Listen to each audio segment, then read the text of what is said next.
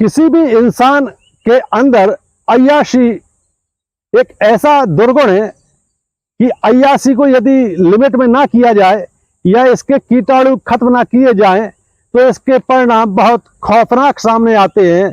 दरअसल आज हम आपको एक ऐसी सच्ची कहानी सुनाने जा रहे हैं जिसमें एक रिटायर्ड फौजी की उसकी पत्नी ने अपने प्रेमियों की मदद से उसकी निर्मम तरीके से हत्या करवा दी और हत्या करवाने के बाद उसके शरीर के टुकड़े यानी शव के टुकड़े कई जगहों पर कई नाले नालियों में फेंक दिए। आखिरकार मामले का खुलासा हो जाता है।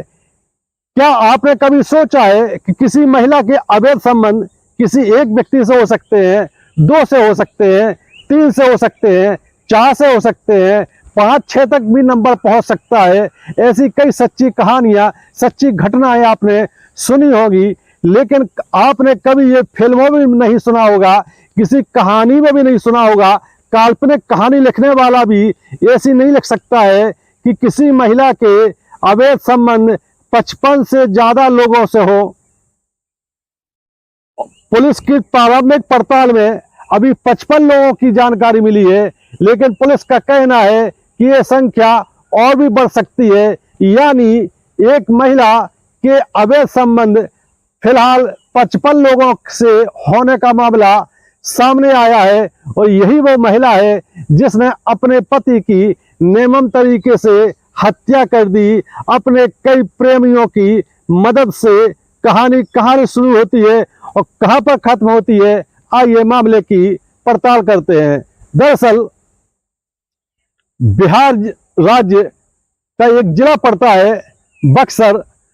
बक्सर शहर के पास में ही एक गांव में एक सज्जन रहते थे जिनकी उम्र लगभग 46 साल है।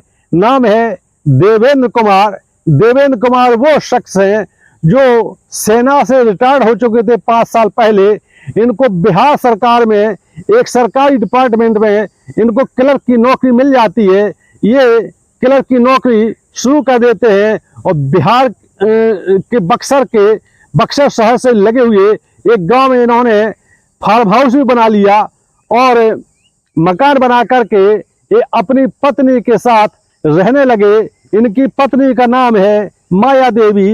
देवेंद्र कुमार की उम्र लगभग 46 साल है और माया देवी की उम्र अभी लगभग 32 से 33 साल है।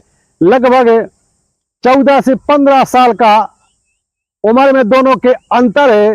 दरअसल देवेंद्र कुमार जब भारतीय फौज में थे तो अक्सर ये साल में 1-1.5 महीने के लिए घर आते थे। इनकी एक बच्ची थी जिसकी उम्र लगभग 20 से 21 साल है, उसकी शादी हो चुकी है और देवेंद्र कुमार की जो पत्नी है, पहली पत्नी, उनका किसी बीमारी से निधन हो गया। जब देवेंद्र कुमार रिटायर्ड होकर के 42 साल की उम्र में बक्सर पहुंच जाते हैं, अपने पैतृक स्थान पास में लगा हुआ एक गांव है, तो सोचते हैं कि बेटी की शादी हो चुकी है, वो अकेले हैं, आर्थिक रूप से बहुत संपन्न है क्योंकि रिटायरमेंट के बाद ही बहुत पैसा मिला है और बिहार सरकार में उनको एक सरकारी डिपार्टमेंट में क्लर्क की नौकरी भी मिल चुकी है।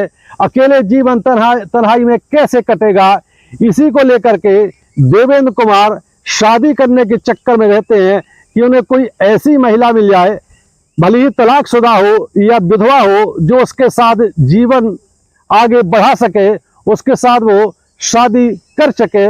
आखिरकार देवेंद्र कुमार को एक महिला से मुलाकात होती है जिसका नाम है माया देवी। माया देवी की उम्र फिलहाल 33 साल है, लेकिन देवेंद्र कुमार ने 3 साल पहले इनसे शादी की थी।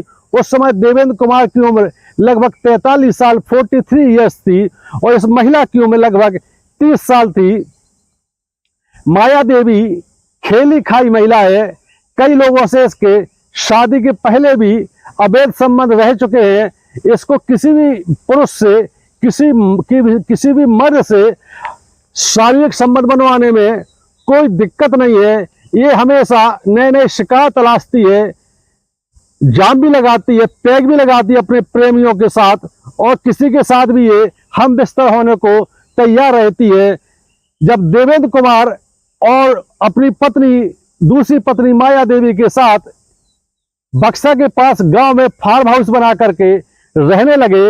लेकिन देवेंद्र कुमार को इस बात की जानकारी नहीं थी कि जो उनकी पत्नी बनने वाली है, जिसके साथ वो जीवन की आगे की गाड़ी सुकून पूर्वक बिताने के सपने देख रहे हैं, वो नंबर 1 की अय्याश महिला है। उसके अवैध संबंध शादी के पहले भी कई मर्दों से रह चुके हैं।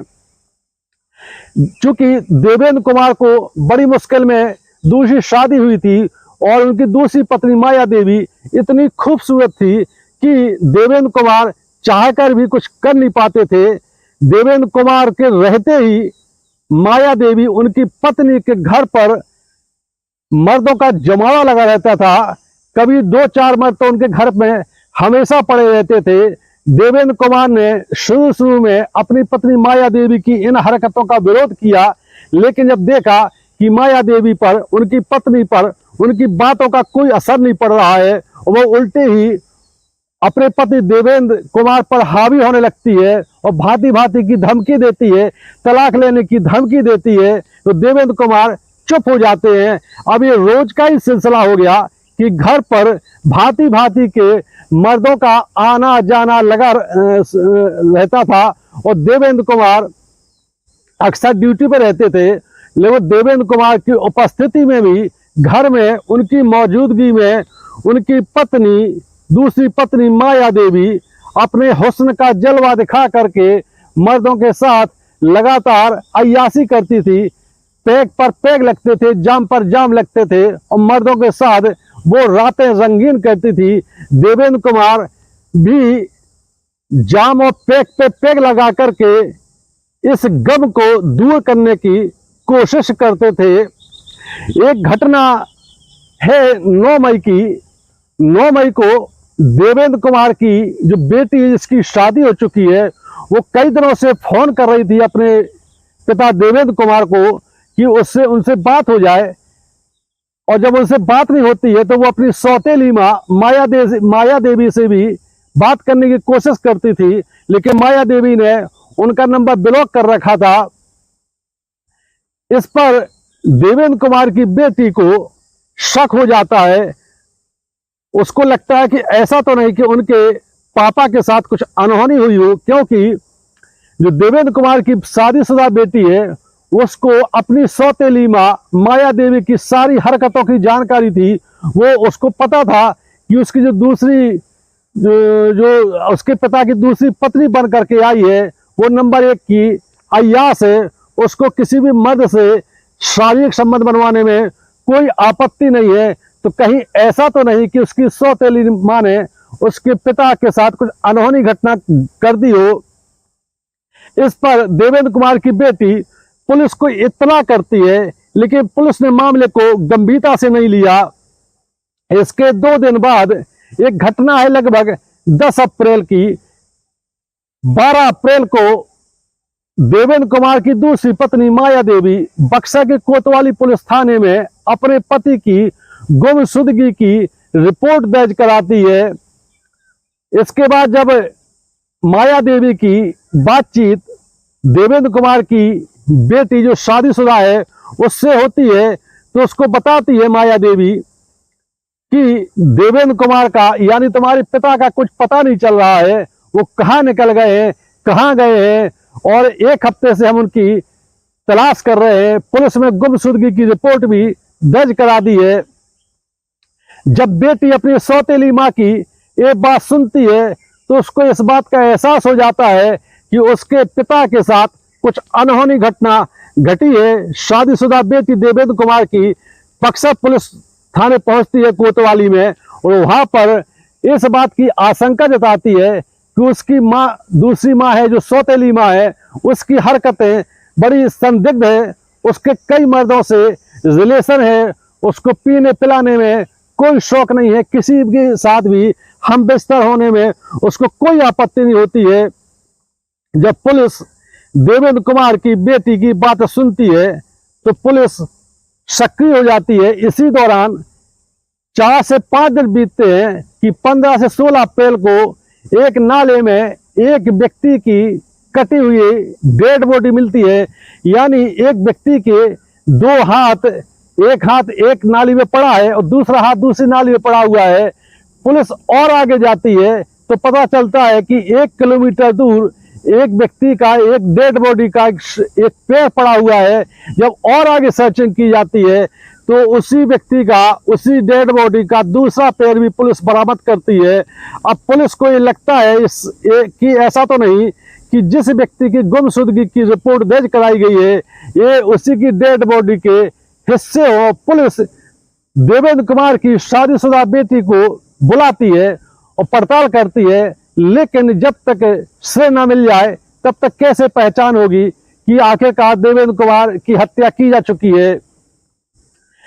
पुलिस को शक हो जाता है देवेंद्र कुमार की पत्नी पर, माया देवी पर, क्योंकि देवेंद्र कुमार के आसपास जो रहने वाले हैं उनसे भी पुलिस बातचीत करती है। तो आसपास के रहने वालों ने भी माया देवी के बारे में जो बातें बताई उससे पुलिस को लगा कि हो ना हो पूर्व फौजी माया देवी की पति देवेंद्र कुमार की हत्या की गई है और ये हत्या हो सकता है उसी की दूसरी पत्नी माया देवी ने कराई हो। पुलिस ने जब माया देवी से उसके पति देवेंद्र कुमार के मोबाइल का लोकेशन पूछा तो उसने अनभिज्ञता जताई। इसके बाद पुलिस ने तकनीकी माध्यम से देवेंद्र कुमार के मोबाइल की लास्ट लोकेशन देखी तो पता चला कि घर के ही आसपास उनकी लास्ट लोकेशन मिलती है। ये पुलिस के लिए बड़ा क्लू था। इसके बाद पुलिस ने देवेंद्र कुमार की दूसरी पत्नी माया देवी को पुलिस थाने बुलाया पूछताछ के लिए और पुलिस ने अपनी जब दांव पे चलाए, महिला पुलिस को बैठा करके माया देवी से सख्ती से पूछताछ की तो उसकी बातों में पुलिस को काफी सुराग मिले। हालांकि माया देवी इतनी शातिर है कि उसने अभी स्वीकार नहीं किया कि देवेंद्र कुमार उसने अपनी पति की हत्या की है अपने प्रेमियों के साथ मिलकर के। लेकिन जब पुलिस ने उससे कहा कि देखो ऐसा है कि तुमने अपने पति का मर्डर किया है अपने प्रेमियों के साथ मिलकर के, इस बात के मेरे पास, हम लोगों के पास पूरे सबूत आ चुके हैं। यदि तुम इस बात को स्वीकार कर लो कि तुमने अपने प्रेमियों के साथ मिलकर के अपने पति की हत्या की है तो हम एक काम करेंगे, जो केस डायरी बनेगी उसमें तुम्हारा नाम हटा देंगे और तुम्हारे जो प्रेमी है उनका, जिनके साथ मिलकर तुमने हत्या की अपने पति की, उनको आरोपी बनाएंगे, तुमको हम छोड़ देंगे। यहाँ पर जो माया देवी है वो पुलिस के जाल में फंस जाती है और सारा वाकया सुना देती है। आखिरकार माया देवी ने बता ही दिया कि उसने अपने 4 प्रेमियों के साथ मिलकर के अपने पति की निर्मम तरीके से धारदार हथियार से काट करके हत्या की है। पुलिस ने इस मामले में माया देवी के प्रेमी मिथिलेश पटेल, अनिल यादव, सतीश यादव को गिरफ्तार किया। गिरफ्तार करने के बाद चारों को कोर्ट में पेश किया। कोर्ट में पेश करने के बाद इनको जेल भेज दिया गया। इसके पहले माया देवी से और उसके प्रेमियों से पुलिस ने पूछा कि आखिरकार इस मर्डर का मोटिव क्या है, ये मर्डर क्यों किया गया है, इसकी वजह क्या है। जब देवेंद्र कुमार को अपनी पत्नी के साथ किसी को भी हमबिस्तर होने में कोई दिक्कत नहीं थी, शराब के दौर चलते थे तब भी कोई दिक्कत नहीं थी, तो ऐसे व्यक्ति को क्यों मार डाला, क्यों इतना जघन्य अपराध किया। इस पर देवेंद्र कुमार की पत्नी माया देवी ने बताया कि ये बात सही है कि हमारा जो पति है देवेंद्र कुमार, जिसकी हत्या हो चुकी है, उसने कभी कोई आपत्ति नहीं की हम किसी के साथ भी हम बिस्तर हों, किसी के साथ भी हम कहीं भी चले जाएं। लेकिन कभी कभी वो तलाक देने की धमकी देता था और कई बार जब रात में कोई मर्द हमारे घर पर नहीं होता था, अकेला होता था मेरा पति, तो मेरे साथ वो बड़ी गंदी हरकत करता था, कई बार जान से मारने की धमकी भी देता था और ये बात मुझको पसंद नहीं थी। दूसरा, यदि देवेंद्र कुमार रास्ते से हट जाएगा तो उसकी सारी प्रॉपर्टी मेरे नाम हो जाएगी। इसके बाद हमें कोई रोकने वाला नहीं रहेगा, कोई देखने वाला नहीं रहेगा और हम अपनी अय्याश पूर्वक जिंदगी बिता सकेंगे। एक कहानी सुनाने का मकसद और वीडियो बनाने का मकसद यही है कि अवैध संबंधों को लेकर के लगातार जघन्य वारदातें सामने आ रही है। कई जीवन बर्बाद हो जाते हैं, कई जीवन सलाखों के पीछे सड़ जाते हैं। इसलिए हमेशा नैतिकता से जीवन जिए, सच्चाई की राह पर चलें, क्योंकि यदि सुकून चाहते हैं आप जिंदगी में तो आपको अलर्ट रहना होगा और इस प्रकार की फितरतों से बचना होगा। अगर हमारा वीडियो पसंद आता है तो हमारा चैनल सब्सक्राइब करें। जय हिंद, जय भारत।